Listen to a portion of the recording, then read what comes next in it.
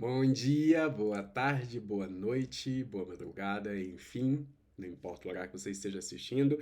Estou aqui de novo. Vamos falar sobre livros, mas daquele jeito que eu sempre trago aqui, que não é uma resenha, não é uma análise, não é a minha experiência, é o que eu senti, é o que eu experimentei aqui nesse processo e vou compartilhar os meus pensamentos aqui. Vai ficar registrado aqui, tá bom? Nós vamos falar hoje sobre esse livro, Através do Espelho, do autor Jostein Gaarder. Eu acho que é assim que pronuncia, talvez não seja, provável que não. Mas para quem não conhece, é o mesmo autor de O Mundo de Sofia. É um livro muito bom, O Mundo de Sofia. Nossa, foi uma das melhores experiências literárias que eu tive. Eu acho que eu não tenho um vídeo sobre ele aqui. Mas foi muito bom. E foi justamente por isso que eu comprei esse livro. Também porque estava na promoção, pra quem sabe como que é aquelas promoções lá da Amazon, né? E eu comprei esse livro. Mas tá, ele vai falar sobre. Ah, deixa eu mostrar aqui a edição, né? É uma edição bem simples, não é nada demais, não. Nada demais. Edição assim. É. De qual editora aqui é? Seguinte.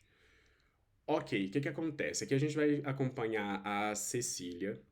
É uma menina e a gente não sabe o que que acontece. Ela tá com uma doença terminal, uma doença ali que inevitavelmente vai levar ela a fazer a passagem. E a gente acompanha esse processo. Então, a história começa a ser narrada pra gente ali, tá um pouco antes do Natal, e ela termina um pouco depois do Natal. Então a gente tá naquele clima, num clima de neve. Isso acontece na Noruega, se eu não estiver enganado. Ela é ambientada na Noruega. Então a gente tá num clima de neve, um clima que, simbolicamente falando, a gente associa muito ao Natal. Só porque pensa, Natal é nascimento. A própria palavra já traz essa ideia. E não é um qualquer nascimento, a gente está falando do nascimento da criança prometida, tá falando do nascimento de Cristo. Se nasceu ou não nasceu no Natal, aí já não é comigo, mas simbolicamente falando, a gente tem isso, né? E ela tá morrendo. Então, assim, é pesado, é pesado, é pesado. Eu fico me perguntando, gente, por quê? Porque dá pra perceber aqui que eu tenho muito livro, né? Por que que eu vou nesses? Por quê, né? Não tem uma coisa leve para ler. Então, ela eu vou ler aqui que eu acho que vai ficar mais fácil, tá? Tá escrito bem assim: Cecília passa quase o tempo todo em seu quarto, deitada na cama. Ela está muito doente e sua. Ah, agora que o microfone não estava na minha mão. Eu espero que o som não tenha ficado ruim, mas agora vai ficar melhor, tá? Não vou gravar de novo, não. Ela está muito doente e sua doença não tem cura. Mas ela não está sozinha enquanto celebra o Natal com sua família. A garota pode escrever todos os seus pensamentos em seu diário secreto e contar com a companhia de um amigo inusitado que um dia aparece em seu quarto, do nada. A história de Cecília não é só um mergulho em sua vida, é também uma preparação para a morte. Através. Ela está morrendo como quem viaja, prestando atenção em tudo. Através de seu olhar profundo, o lado do espelho que não conhecemos se torna um pouco mais claro e menos assustador.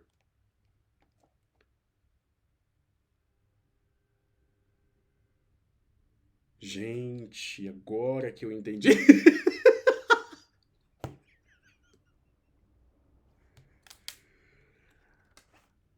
Ah, tá. Isso aqui é muito doido, isso aqui que acabou de acontecer. Porque. Gente, eu tô em choque.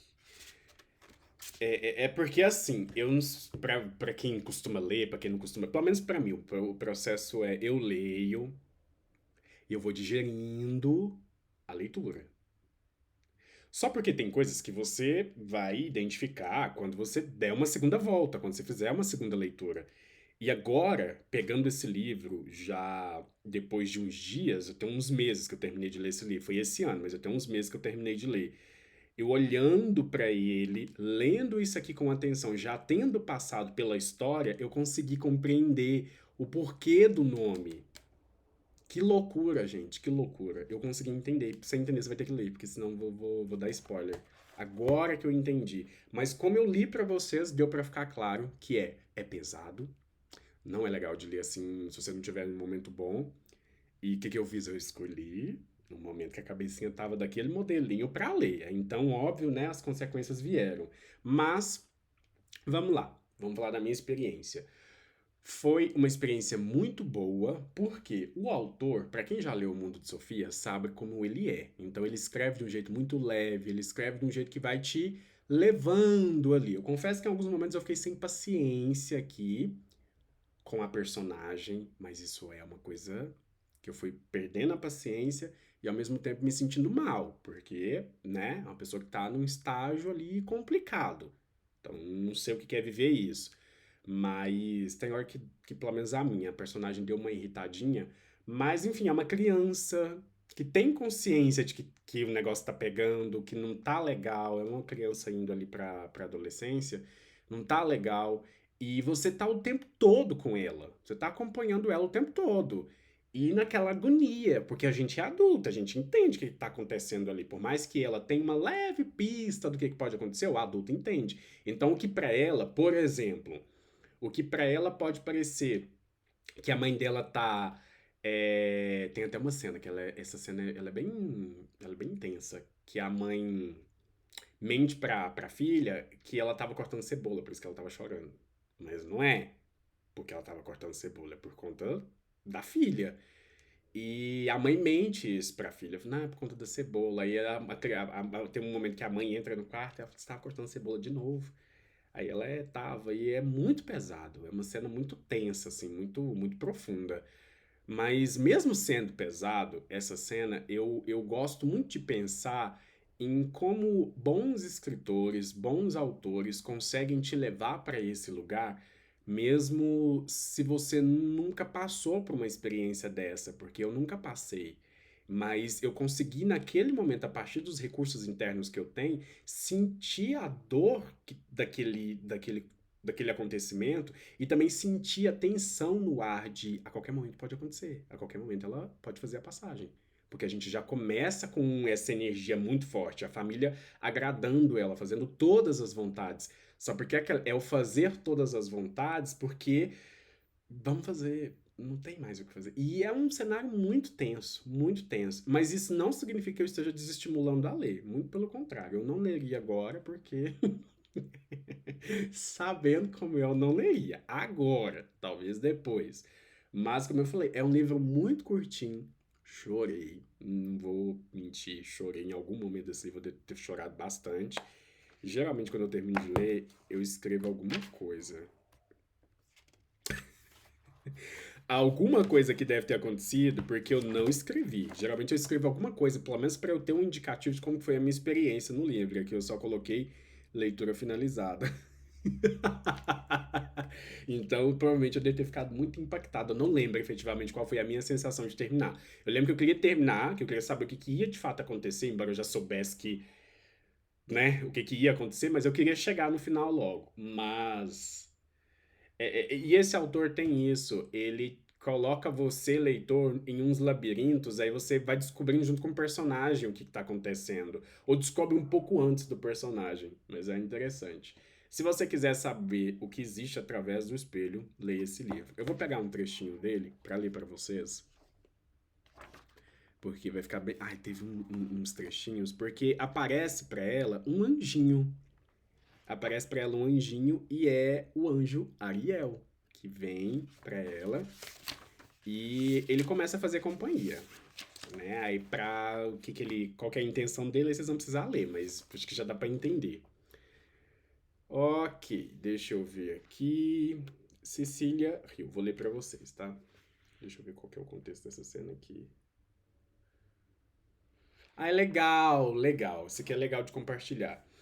Esse anjo, o Ariel, ele vai interagindo com a Cecília e ele vai perguntando pra ela coisas que pra gente são básicas. Por exemplo, o que passa na cabeça, como é chorar, como é isso, porque em tese os anjos não têm essa experiência, que de acordo com a narrativa cristã e tudo mais, enfim, né? Então, ele vai perguntando pra ela muitas coisas, e é legal ele perguntar umas coisas que é relativamente óbvia pra gente, porque de repente te coloca pra pensar, porque normalmente a gente não pensa no óbvio assim com tanta facilidade. Então vamos lá. Vou continuar aqui um trechinho, tá bom? Cecília Hill. A gente diz: espera, eu acho que eu sei. E se ninguém nos perturba nessa hora, em geral a coisa volta a aparecer. O vovô sempre diz que a gente nunca deve se preocupar com um pensamento que nos escapa. Por que não? Aí isso aqui é o Ariel perguntando. Porque é como um peixe que de repente escapa do anzol. É só nadar para o fundo. Desculpa. Porque é como um peixe que de repente escapa do anzol. Ele só nada para o fundo e depois volta para cima, ainda mais gordo. Eu achei essa cena tão bonita e como ela descreve essa beleza simples e, e metafórica do pensar. E de como é a experiência do estava aqui na ponta da língua e sumiu. É legal isso, né? Porque, pensa, a gente tem esse hábito de falar, né? Nossa, tava aqui na ponta da minha língua o pensamento e a palavra tá na ponta da minha língua. É legal, porque de repente o anjo pergunta pra ela: Mas como assim tá na ponta da sua língua? Mas é uma palavra, como que ela tá na ponta da sua língua? Como que isso acontece?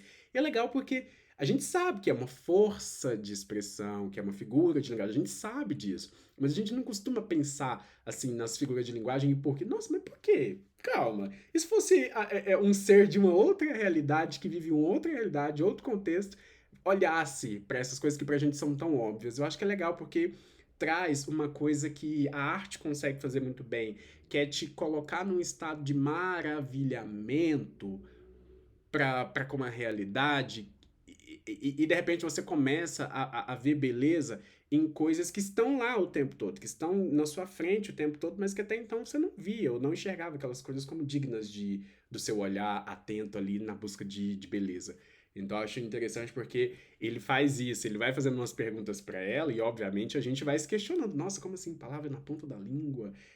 Como que é a sensação do doce? Como que é a sensação de Natal? Eu falando, não vai perguntando um monte de coisas para ela que é bem interessante. Então, super recomendo a leitura desse livro para vocês. É isso.